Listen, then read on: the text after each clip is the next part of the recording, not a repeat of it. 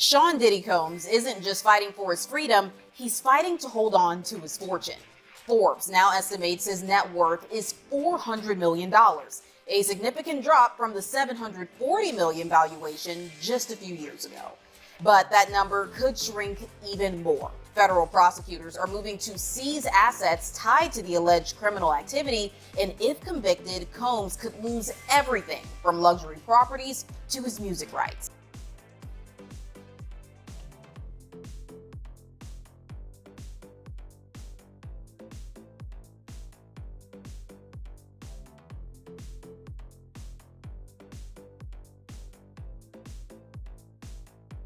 Once considered a billionaire with a vodka line, a TV network, and a clothing brand, Sean Combs' fortune has taken a major hit. Forbes estimates his net worth is roughly $400 million, nearly half of what it was just a few years ago. Both his Beverly Hills and Miami mansions were raided in March of 2024 as part of the investigation into his alleged crimes. And that number may continue to drop as Combs faces a federal trial and a Justice Department forfeiture action that could cost him his empire. An empire that prosecutors allege was built, at least in part, through a pattern of criminal activity, including alleged sex trafficking, drug distribution, and violence, all used to advance what they call a racketeering enterprise. In the unsealed indictment, prosecutors outline how his business and personal assets allegedly played a role in carrying out or concealing the crimes. This means any assets connected to the behavior, even indirectly,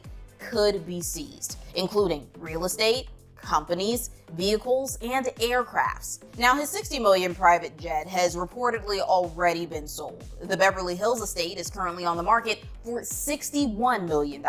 And while Combs still owns his $48 million Miami mansion, a judge denied his request to use it as collateral for bond. In week 2 of testimony, Homeland Security Special Agent Gannon took the stand. Gannon, who helped lead the March raids of Combs' homes, walked jurors through photos of the items seized. Among them, parts of AR-15 style rifles with the serial numbers scratched off, loaded magazines, a Gucci bag reportedly filled with ketamine and MDMA, and personal items like lingerie and dozens of bottles of baby oil and lubricant. Prosecutors say this evidence is critical to establishing the elements required under federal racketeering laws, helping them show a pattern of alleged crime, criminal behavior used to sustain or conceal the enterprise. In an effort to protect what's left of his assets, Combs hired Stefan Casella, former deputy chief of the Justice Department's asset forfeiture and money laundering section, to fight the forfeiture action. If the jury finds Combs guilty, it will be up to them to determine how much of Combs' assets are subject to forfeiture. Anything forfeited after a conviction could be used to support alleged victims. Sean Combs denies all allegations. And to help us break down what's at stake, I'm joined by Jim Trusty. He's the former chief of the Department of Justice, Organized Crime and Gang Section. Jim, thank you so much for coming on today. Sure, good to be here. So, Jim, let's start with the forfeiture. This isn't just about prison time anymore. Prosecutors want his empire. From what you've seen in the filings, how aggressive is this? Well, it looks to be very aggressive, and there's a couple of reasons I say that. The first is it's very broadly worded. What they're talking about is essentially any property, real or personal, that could constitute either facilitating property or instrumentalities, they call it, or proceeds. And so that's kind of the whole business empire of P. Diddy being at risk. And that's the second part, which is it's a RICO case, a criminal enterprise case, where they've defined the organization, the criminal enterprise, as not just Sean Combs, but as all these business interests that he has, including liquor labels, music labels, everything else you can think of. So they've set it up in a way where when they get to a forfeiture phase, if there's a conviction, the sky's the limit, and it looks like they're going to try to take a piece out of him everywhere he's ever touched.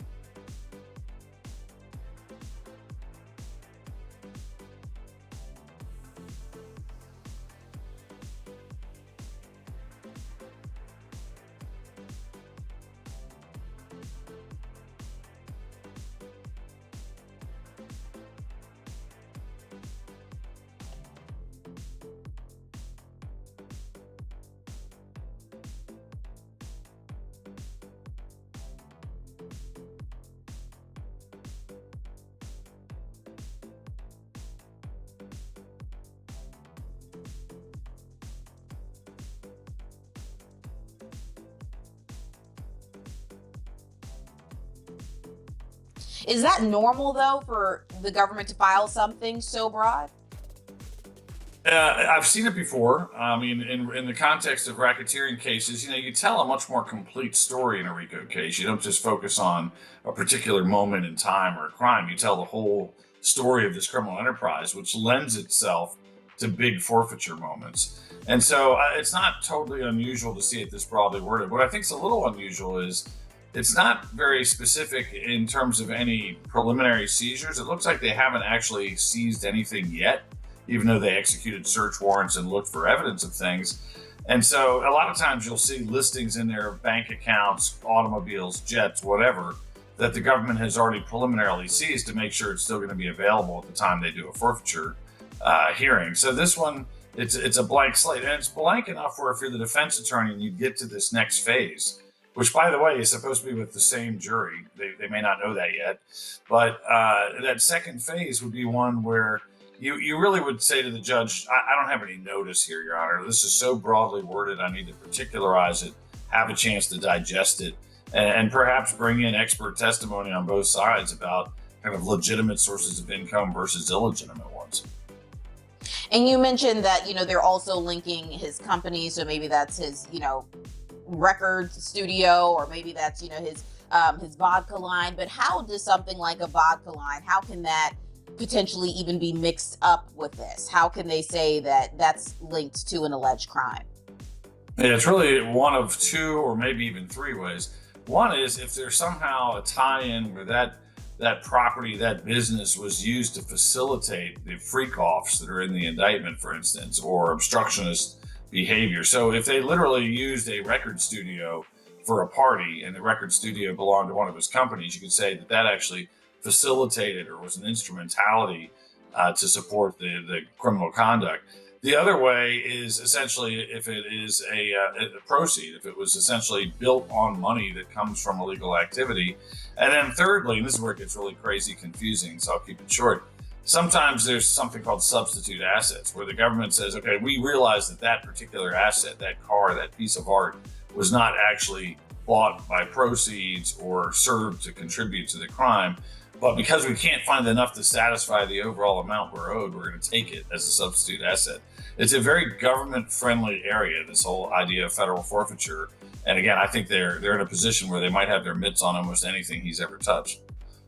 And how do they decide just that number that they're looking for? Is there kind of like a flat-out number that the government, when charging with these types of cases, that they say, hey, we're looking for 50 million, we're looking for 60 million? How do they decide how much? Yeah, that's a great question. Look, that is an easier task in some circumstances where you have a fraud situation where you can tell the amount of victimization and say, well, look, it adds up to 2.5 million, and they put that in the forfeiture indictment. They don't have that here. In a drug case, for instance, you might say, well, they were responsible for 10 kilograms of cocaine. A kilogram's about 30,000. So we're looking for 3 million, do the math.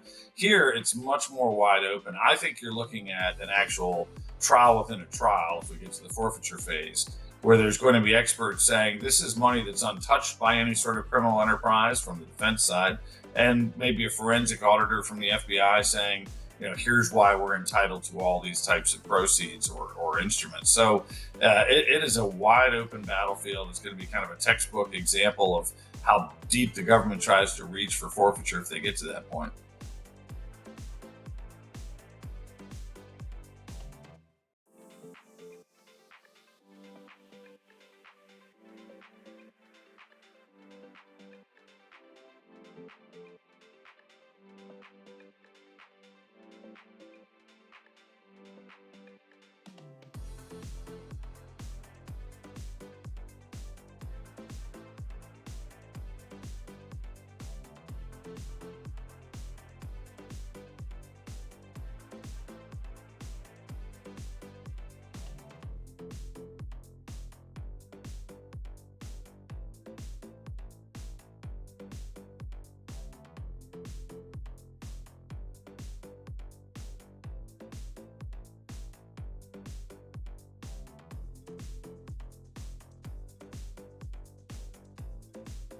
At what point does that kind of strategy from prosecutors become legally risky for them, though? That's the thing. I mean, the court of public opinion every now and then turns on forfeiture. And, the idea of forfeiture is that you don't want people to not just get away with crime, but profit from it. Being criminally prosecuted and put in prison doesn't mean that you've lost the assets. And so the idea is to kind of make things even, to hold people accountable, to not let them profit from criminal activity. But over time, you see abuses. You see situations where a person barely had a role in some sort of criminal conspiracy. I mean, literally was on the job for one day and is ordered to forfeit millions of dollars. And that bubbles up to the Supreme Court where they say this is just not totally fair. So there are abuses of the forfeiture system that are seen from time to time. I think, look, if Sean Combs is convicted in this case, I don't think he's going to necessarily gin up a ton of sympathy. But there may be legal observers that say, hey, this is a broad, overreaching moment, when they try to collect every single penny. The guy who obviously had legitimate income over long periods of his life. And for those that do say, hey, isn't this just a financial overreach? How do prosecutors justify that? Yeah, I think they justify it by saying, in this case, they'll say, look, two things. Number one, we didn't disable him financially pre-trial. We haven't actually locked into his accounts and taken things and frozen things where it might even affect his ability to hire attorneys or hire experts. And secondly, they say, look, it's a criminal enterprise that extended for a number of years, that where he had financial profit from this kind of power and control over an enterprise. So I don't expect them to be apologetic. I mean, they may, end up showing moments of moderation where they say, well, we're not going to go after this company or that company, but they've left it all on the table for now, where they can do a very broad, deeply reaching process if they want to. And Sean Combs, he's already sold one jet. The Beverly Hills mansion of his is on the market for $61 million or so. Does that seem like someone who is confident that they'll walk, or could that work for or against him in court? It's probably not going to be anything that's particularly admissible during the trial. It could come up during the forfeiture just to show that, his overall stock has dropped. I mean, I think he's down to his last 400 million. It's a real tough spot to be in.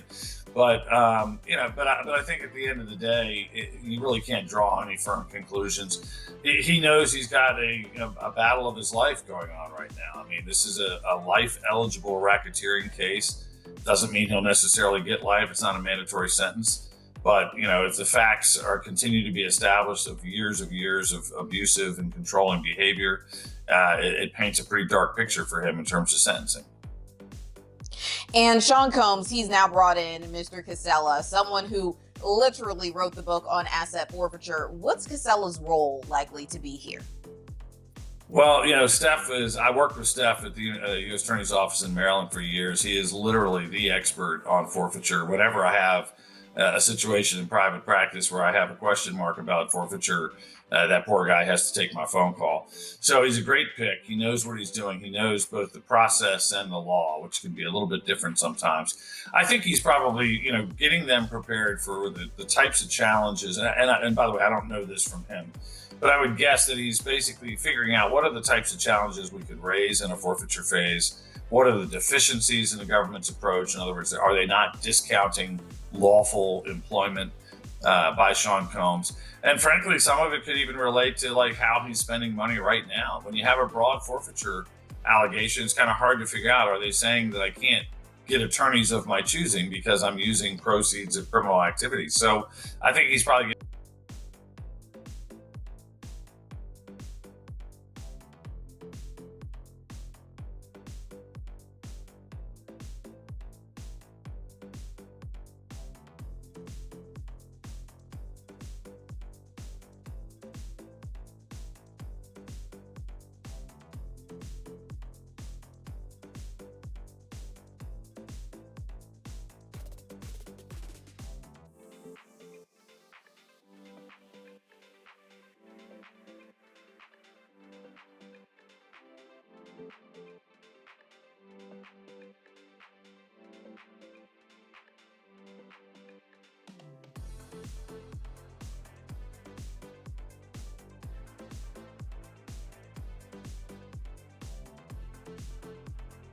Ross.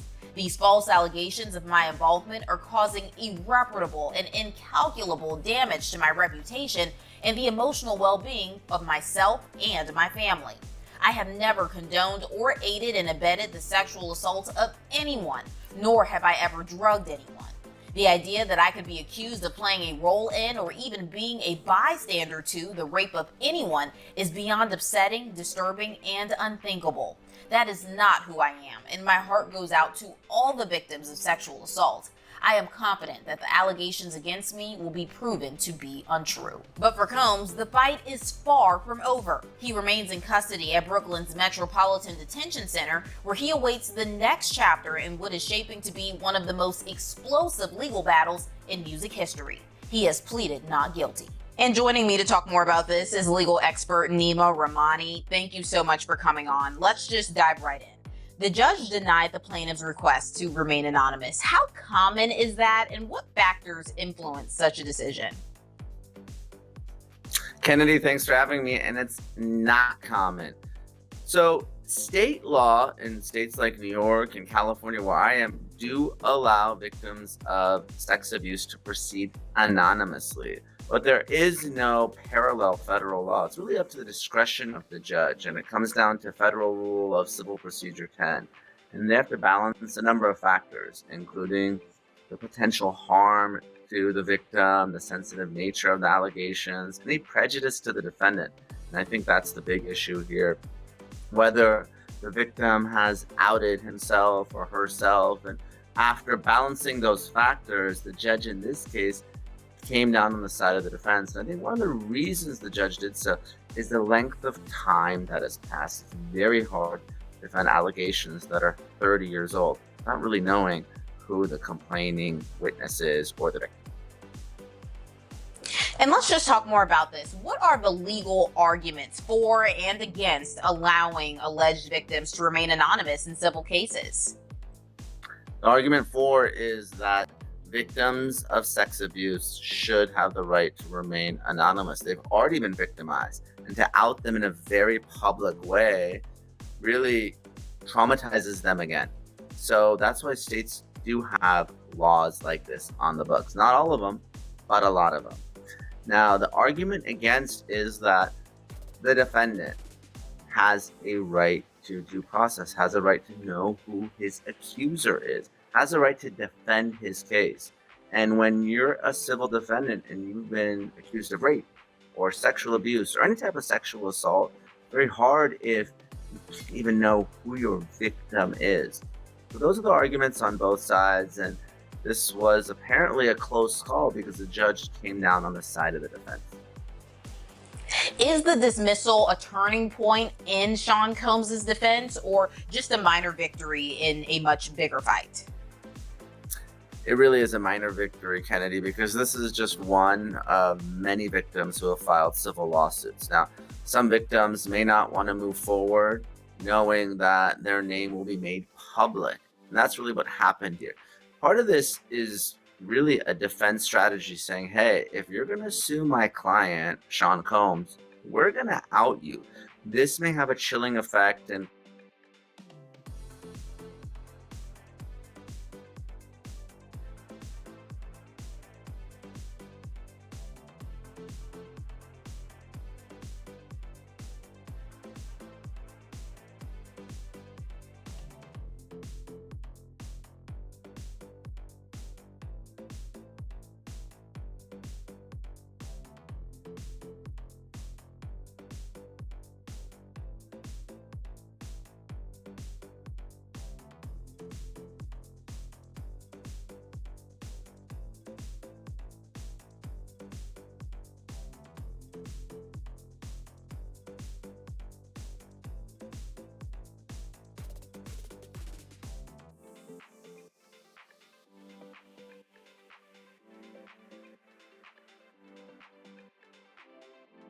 Says, I told it to the best of my recollection.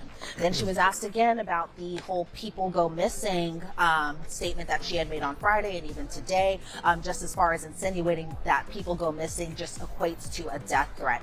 Nicole Westmoreland said, this is not the first time that you explained that incident because you sat down with prosecutors. And then that's when she started going by all these different dates. She's in 2024, Diddy had told Dawn, and this was according to the statements that she had made to federal prosecutors, that this was a passionate argument and that the defense says you didn't tell prosecutors at this time the whole where I'm from people go missing part. Then in the March 18, 2025 interview, this is, I guess, her second interview with federal prosecutors, the defense says that you didn't tell prosecutors about the whole people go missing part. Dawn says, I'm answering the questions as best I can. Then in April, she was asked about the whole egg incident again with federal prosecutors. And again, these conversations that are being had with federal prosecutors aren't with Diddy present, aren't with Diddy's defense attorneys present. And so essentially it's just Dawn and other witnesses meeting with federal prosecutors, essentially going over their statements and what their testimony could look like, that type of thing. But during this April 17th meeting, which was just a few weeks before trial, they spoke about this egg incident again, and Dawn apparently or reportedly didn't bring up this people go missing claim, and she didn't bring this claim up again until May 10th, according to the defense. So the defense was really just kind of like, you need to be honest about this. They were really just saying, why do you have to be, why, if you're not scared that Diddy is there and you're not scared about Diddy's threats, then why weren't you just more forthcoming with prosecutors? Why didn't you bring up these types of incidents? And so they were really just kind of getting her to kind of admit or kind of trip her up there a little bit. Then she was asked about these other incidents, such as the dinner incident with celebrities there. And that's when you start to hear the names of Neo and Usher being present at this incident. And she was asked, why didn't she mention that other celebrities were there? She really only mentioned that Diddy's employees were there. And Dawn said that she wasn't asked what celebrities were there. And so then they bring her civil claim or her civil lawsuit again and talk about how there was this incident in the civil lawsuit where Diddy allegedly dragged Cassie out of a car, but to the federal government, she was saying that this didn't happen and that she was actually misquoted from her lawyer, which I thought was kind of, a little interesting there because her lawyers are sitting inside the courtroom when this testimony is going on. And so she kind of essentially blamed that this was kind of a mischaracterization from her attorneys when they were drafting or writing up that lawsuit. Then she was asked about the Central Park Festival and the whole incident there where Diddy allegedly punched or I believe slapped Cassie in the face. And she was asked, was there a camera crew there? Because they were reportedly filming something during this, and that Dawn was quick to say that this whole incident wouldn't be on video and that they weren't actually filming in the bathroom. So whatever camera crew was present didn't capture just, I guess, the interaction between Cassie, Kalina, and Dawn Richard inside this bathroom. And so at one point I thought they were going to bring up the video inside the courtroom, but we didn't see any type of video, I guess, from this whole day or anything like that. And then she was asked, the defense said she was never alone with Diddy. There was always someone else there, like Kalina Harper. Kalina Harper, I think, kind of pretty interestingly, after Dawn Richard's suit came out, Kalina Harper kind of made this statement, or she did an interview.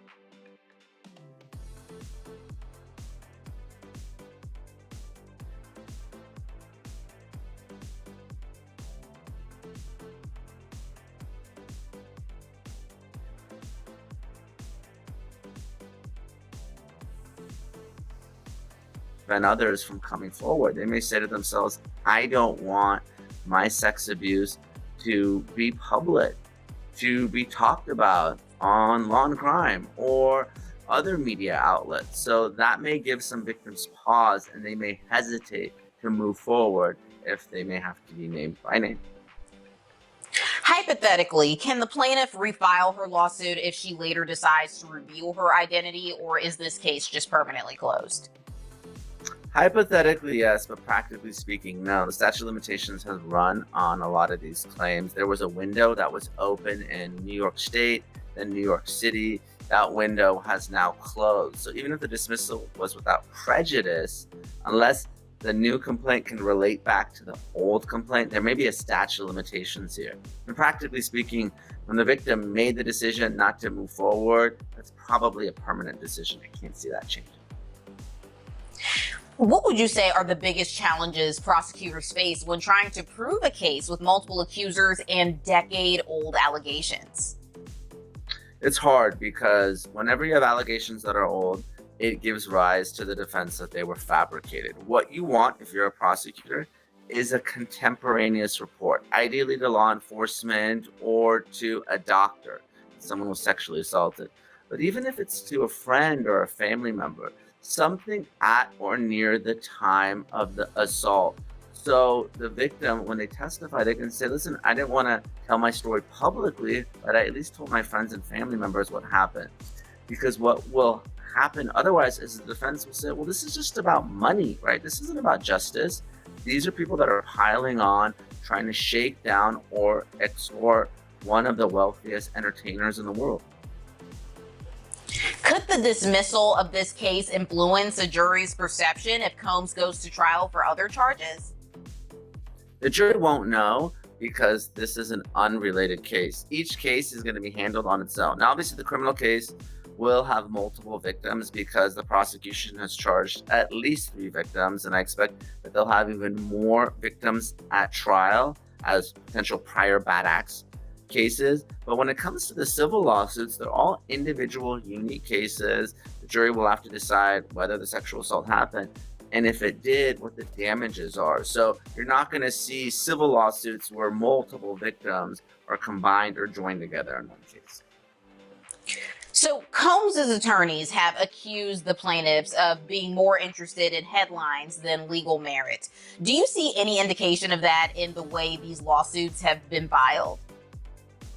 There are different types of victims. So some of them have been very public in their allegations, and some, like this Jane Doe, were not. So I think it's not fair or even accurate to lump all the victims together.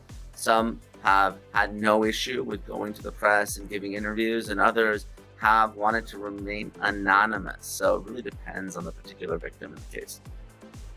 And we sort of touched on this a little bit in the beginning, but the lawsuit alleges events from nearly 30 years ago. How do courts typically handle cases with such a long gap between the alleged incident and the filing?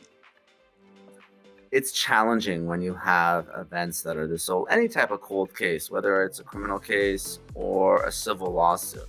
Obviously, we're not going to have, DNA that you would have in a rape kit. We're not going to have some of the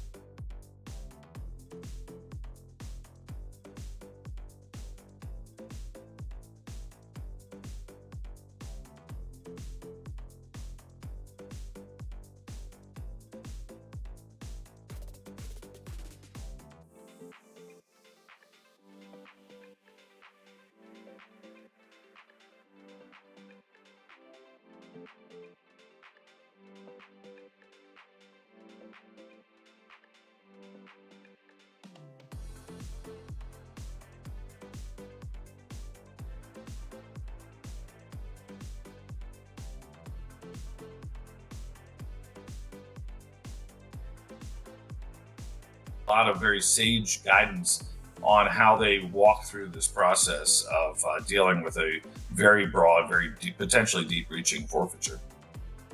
Since he is so knowledgeable, and since, I don't know if there's anyone who's more knowledgeable than him in this specific department, do you think that bringing him in may challenge the government's playbook at all? I think it would certainly give them a moment of pause. Look, the reality is there's probably not a ton of time being spent worrying about forfeiture quite yet. They're probably figuring we'll get there when we get there. We got to try to get a conviction.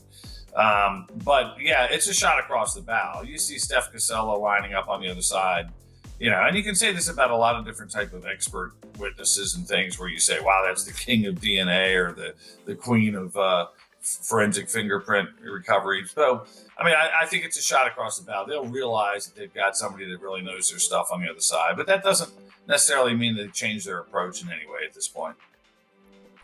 And there's this idea of facilitating property, that a business or maybe an item helped enable a crime. How direct does that link need to be?